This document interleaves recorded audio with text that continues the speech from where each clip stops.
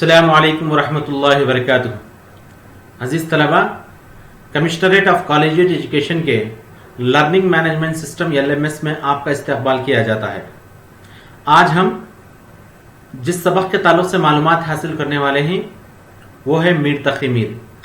دبستان دہلی کے جو شعراء ہیں ان میں ایک مشہور اور اہم شاعر ہیں میر تقی میر۔ تو چلیے سبق کے شروع کرنے سے پہلے ہم دیکھتے ہیں کہ اس سبق کے اغراض و مقاصد کیا ہیں۔ اس سبق کے ذریعے ہم خدائے سخن میر تقی میر کے حالات زندگی کے تعلق سے واقفیت حاصل کریں گے، میر تقی میر کے کلام کے تعلق سے اور ان کی شاعرانہ خصوصیات کے تعلق سے بھی جانکاری حاصل کریں گے، اور دیکھیں گے کہ اردو ادب میں میر کا مقام و مرتبہ کیا ہے۔ ان تمام چیزوں کی جانکاری کے لیے ہم جو ہے میر کی حیات اور شخصیت کا مطالعہ کریں گے، اس کے بعد جو ہے ان کے جو شاعرانہ خصوصیات ہیں، میر تقی میر کے جو شاعرانہ خصوصیات ہیں اس کا بھی ہم مطالعہ کریں گے اور یہ دیکھنے کی کوشش کریں گے کہ ان کے کلام میں کون سی خصوصیات پائی جاتی تھیں۔ تو چلیے عزیز طلبہ، یہ رہی تصویر میر تقی میر کی۔ سب سے پہلے جو ہے ہم میر تقی میر کی حیات کے تعلق سے دیکھیں گے۔ میر کا اصل نام محمد تقی تھا۔ اصل نام کیا تھا؟ محمد تقی تھا، اور میر تخلص تھا۔ اردو ادب میں میر تقی میر کے نام سے مشہور ہوئی ہے۔ اکبر آباد آگرہ میں جو ہے 1722 یا 23 میں میر تقی میر کی پیدائش ہوئی۔ میر کے والد کا نام محمد علی تھا، جو کہ ایک صوفی منش درویش تھے، دنیا سے بے نیاز ہو کر زندگی گزارتے تھے، اسی لیے محمد علی جو ہے علی متقی کہلائے۔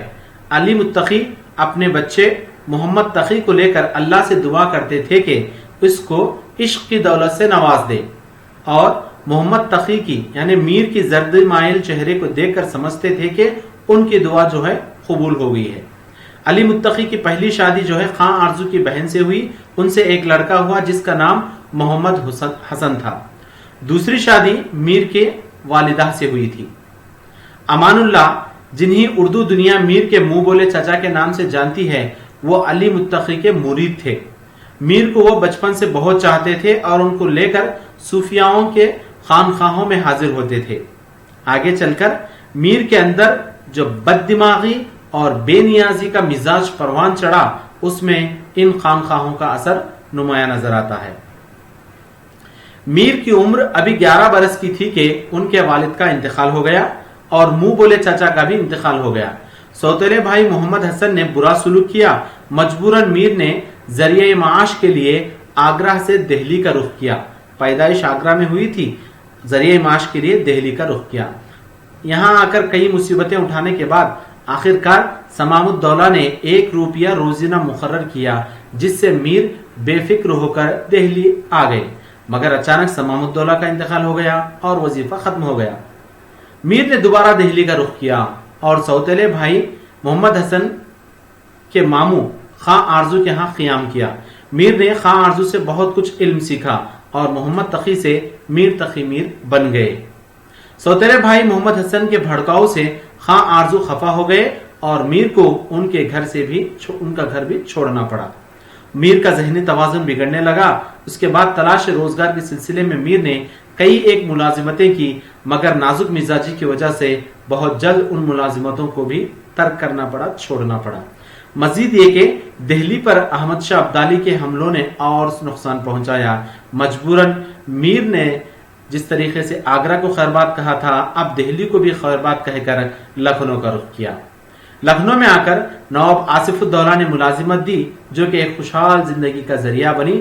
اس طرح میر باقی کی تمام عمر آرام سے گزارنے لگے اور لکھنؤ میں 1810 میں میر کا انتقال ہو گیا۔ تو یہ رہی میر تقی میر کی حیات۔ اب دیکھتے ہیں میر تقی میر کی شاعری۔ میر تقی میر نے اپنی تمام زندگی غم و الم میں گزاری، ہمیشہ روزگار کے لیے پریشان رہے، کبھی اپنوں سے غم ملا تو کبھی سیاسی حالات نے مجبور کر دیا، چنانچہ ان کی زندگی غم و الم کا مجموعہ تھی۔ اسی غم و مصیبت کا اثر تھا کہ ان کا دماغ ایک بد دماغ اور بے دماغ بن گیا، چنانچہ وہ بے دماغ اور بد دماغ کے نام سے بھی کافی مشہور ہوئے۔ انہی غموں کی وجہ سے کبھی کبھی وہ دیوانگی اور مجنون کی کیفیت بھی اختیار کرتے تھے۔ جب ہم ان کی شاعری کا مطالعہ کرتے ہیں تو وہاں ہم کو ہر طرف غم ہی غم نظر آتا ہے، دکھ ہی دکھ نظر آتا ہے۔ اس کی وجہ یہ ہے کہ میر کی مکمل زندگی مصیبتوں سے، غموں سے، الموں سے مجموعہ تھی، بھری ہوئی تھی۔ دیکھیے کہ اردو ادب میں میر تقی میر کا شمار عظیم شعراء میں کیا جاتا ہے۔ اردو ادب کے بڑے بڑے اساتذہ فن نے میر کی خدمت میں خراج عقیدت پیش کیا ہے اور میر کو اپنا استاد کہا ہے۔ بہت بڑا کئی بڑے بڑے فنکاروں نے، کئی بڑے عظیم شعراء نے میر سے اپنی انسیت، اپنی محبت کا اظہار کیا ہے، عقیدت کا اظہار کیا ہے۔ چنانچہ مرزا غالب کہتے ہیں کہ ریختہ کی تم ہی استاد نہیں ہو غالب، ریختہ کے تم ہی استاد نہیں ہو غالب۔ کہتے ہیں اگلے زمانے میں کوئی میر بھی تھا۔ ایک اور جگہ کہتے ہیں کہ غالب اپنا یہ عقیدہ ہے بقول ناسخ، آپ بے بہر ہے جو معتقد میر نہیں۔ اسی طرح ذوق نے کہا تھا کہ نہ ہوا پر نہ ہوا میر کا انداز نصیب۔ ذوق یاروں نے بہت زور غزل میں مارا۔ خود میر تقی میر کو بھی اپنی بڑائی کا، اپنی شاعری کا فخر تھا ان کو۔ چنانچہ وہ کہتے تھے کہ سارے عالم پہ ہوں میں چھایا ہوا، سارے عالم پہ ہوں میں چھایا ہوا، مستند ہے میرا فرمایا ہوا۔ ایک اور جگہ کہتے ہیں کہ برسوں لگی ہوئی ہے جب محروما کی آنکھیں، تب کوئی ہمسا صاحب نظر بنے ہیں۔ اس طرح میر نے اپنی شاعری میں جا بجا اپنی عظمت اور بڑائی کا احساس دلایا ہے۔ میر تقی میر کے 72 نشتر کافی مشہور ہیں۔ نشتر تیر کو کہتے ہیں، ان کے ایسے تیر ہیں، ایسے اشعار ہیں کہ سننے والا جو ہے سن کر اس کے دل میں ایک تیر چبھ جاتا ہے۔ ہر سامع اور قاری کے پسندیدہ اشعار ہیں۔ اس کی خاصیت یہ ہے کہ ان 72 نشتروں میں ہر ایک کو اپنی زندگی نظر آتی ہے، ہر ایک قاری کو، ہر ایک سامع کو اپنی زندگی نظر آتی ہے اور میر کا درد اپنا درد محسوس ہوتا ہے۔ اسی لیے میر کے 72 نشتر کافی مشہور ہیں۔ کسی نقاد کا قول ہے کہ عظیم شاعری وہ ہے جو ہر عہد میں اس عہد کی شاعری نظر آئے۔ میر کی شاعری میں یہ خصوصیت 100% پائی جاتی ہے، یعنی 200 سال پہلے کہی ہوئی شاعری آج بھی جب ہم پڑھتے ہیں تو اپنا درد، اپنے حالات جو ہے میر کی شاعری میں نظر آتے ہیں۔ یہی عظیم شاعری ہے۔ میر کی شاعری کی ایک اہم خصوصیت سوز و گداز ہے۔ میر نے اپنی زندگی بھر غموں سے نبھاتے رہے، نہ صرف اپنا غم بلکہ دہلی کا غم بھی میر کے اشعار میں پایا جاتا ہے۔ دراصل میر نے آپ بیتی کو جگ بیتی بنا دیا ہے۔ دہلی کی بربادی کو اپنی بربادی تصور کرتے ہوئے انہوں نے درد و غم کا اظہار اپنے کلام میں کیا، جس سے ان کے کلام میں سوز و گداز کی کیفیت پائی جاتی ہے۔ چنانچہ میر کہتے ہیں کہ دل کی ویرانی کا کیا مذکور ہے، دل کی ویرانی کا کیا مذکور ہے، یہ نگر 100 مرتبہ لوٹا گیا۔ روشن ہے اس طرح دل ویراں میں ایک داغ، اجڑے نگر میں جیسے جلے ہے چراغ۔ جو اس شور سے میر روتا رہے گا تو ہمسائے کاہے کو سوتا رہے گا۔ میر کی شاعری میں عشق و عاشقی بھی ایک خصوصیت ہے۔ میر کی شاعری کی خصوصیت عشق و عاشقی بھی ہے۔ کہا جاتا ہے کہ میر کو عہد جوانی میں کسی پری تماثل سے عشق ہو گیا تھا۔ غم روزگار تو تھا ہی، اوپر سے غم عشق کے غم نے اور غم تاری کر دیا۔ چنانچہ میر کہتے ہیں کہ جب تیرا نام لیجئے تب آنکھ بھر آوے، اس زندگی کرنے کو کہاں سے جگر آوے۔ ہمارے آگے تیرا جب کسو نے نام لیا، ہمارے آگے تیرا جب کسو نے نام لیا، دل ستم زدہ کو ہم نے تھام تھام لیا۔ عشق و عاشقی کے مضامین بھی میر کی شاعری کی خصوصیت ہے۔ اس کے ساتھ ساتھ میر کے کلام میں عشق مجازی کے ساتھ ساتھ عشق حقیقی اور تصوف کی خصوصیات بھی پائے جاتے ہیں۔ چنانچہ میر کہتے ہیں کہ آدم خاکی سے عالم کو جلا ہے ورنہ آئینہ تھا یہ بھلے قابل دید نہ تھا۔ عشق ہی عشق ہے جہاں دیکھو، سارے عالم میں پھر رہا ہے عشق۔ تصوف دراصل اس دور کے شعراء کی ایک اہم خصوصیت تھی جو کہ میر کے کلام میں بھی پائی جاتی ہے۔ میر کی شاعری میں سادگی، صداقت، نغمگی اور دلکش اسلوب پایا جاتا ہے۔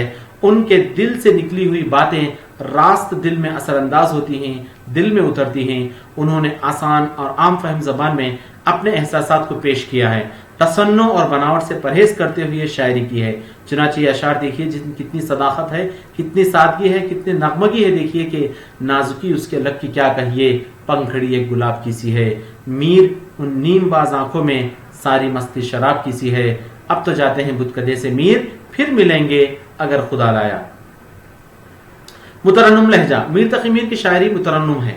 وہ الفاظ کو بار بار استعمال کرتے ہوئے شاعری میں نغمگی پیدا کرتے ہیں۔ یہ اشعار دیکھیے کہ پتا پتا بوٹا بوٹا حال ہمارا جانے ہے، پتا پتا بوٹا بوٹا حال ہمارا جانے ہے، جانے نہ جانے گل ہی نہ جانے باغ تو سارا جانے ہے۔ عہد جوانی رو رو کاٹا پیری میلی آنکھوں موند، عہد جوانی رو رو کاٹا پیری میلی آنکھ موند، यानी रात बहुत थे जागे सुबह हुई आराम किया। कितना नगमगी है देखिए। तशबीह और इस्तिआरात भी देखिए कि मीर तकी मीर तशबीह और इस्तिआरात का बेहतरीन नज़्म इस्तेमाल करते हैं जिससे आंखों के सामने एक मंजर छा जाता है। शाम ही से बुझा सा रहता हूँ, शाम ही से बुझा सा रहता हूँ, दिल हुआ है चिराग मुफलिस का। एक गरीब का चिराग जो है जैसे खंदिल का दिमाग टिम टिम मार लेता है, मेरा दिल भी ऐसा ही हो गया है। कहा मैंने कितना है गुल का सिबात, कली ने यह सुनकर तबस्सुम किया। सरहाने मीर के आहिस्ता बोलो, अभी टुक रोते रोते सो गया। नाजुकी उसके लब की क्या कहिए, पंखड़ी एक गुलाब की सी है। मीर तकी मीर एक तवील उम्र पाई और मुख्तलिफ असनाफ सुखन में तबाह आजमाई की, मगर उनका असल मैदान गज़ल है, जिसकी वजह से उन्हें शहनशाह गज़ल और खुदाए सुखन कहा जाता है। उनके गज़लों में आमद ही आमद हर जगह नजर आता है। चंद अशर मुलाहिजा हो के सरहाने मीर के आहिस्ता बोलो, अभी टुक रोते रोते सो गया। ले सांस भी आहिस्ता के नाजुक है बड़ा काम, आफाक की इस कारगाह शीशा गरी का। गर्ज के मीर बहुत बड़े अजीम शायर हैं उर्दू के, जिनके उर्दू में 6 दीवान पाए जाते हैं, जिनमें गज़लों के अलावा मुसद्दस, मुखम्मस, तरजीबन, ख़तात और रुबाइयात वगैरह मशहूर हैं। इसके अलावा मीर ने मसनवियाँ भी लिखी हैं और फ़ारसी में ख़ासकर उनकी जो आबिती है ज़िक्र मीर के नाम से है, जो कि फ़ारसी में है, और फ़ारसी ही में नुकात शोरा लिखा। नुकात शोरा जिसमें मीर के हम असर शोरा का जिक्र है, ये तज़किरा है नुकात शोरा। मीर उर्दू गज़ल के शहनशाह हैं और उसमें उनका कोई सानी नहीं है। तो ये रहे मीर तकी मीर के ताल्लुक़ से। अजीज़ तलबा, आप मज़ीद मालूमात अगर हासिल करना चाहते हैं तो ये 2 किताबों का मुताला भी कर सकते हैं, और यहाँ पर जो है यूट्यूब के लिंक्स भी दिए गए हैं। आप चाहे तो इनके ज़रिए से भी मीर तकी मीर और उनकी शायरी के ताल्लुक़ से मज़ीद मालूमात हासिल कर सकते हैं।